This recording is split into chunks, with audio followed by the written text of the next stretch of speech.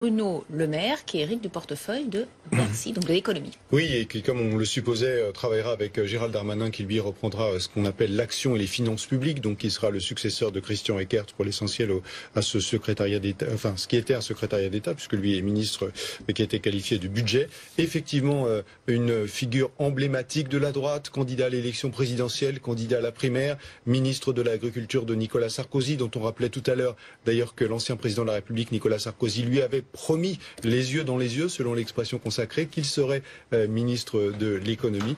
Finalement, cette promesse est tenue, non pas par Nicolas Sarkozy lui-même, mais par le nouveau président de la République, Emmanuel Macron. Ça fait maintenant, depuis l'élection présidentielle, plusieurs jours que très clairement Bruno Le Maire laissait entendre qu'il était prêt à travailler avec Emmanuel Macron. Eh bien, il va pouvoir le faire désormais à la tête de ce ministre de l'économie. Diplomate de formation, on le disait, ancien ministre de l'Agriculture. Il a travaillé notamment aux côtés de Dominique de Villepin lorsque celui-ci était ministre des Affaires étrangères. Très engagé dans l'action européenne, très pro-européen, germanophone.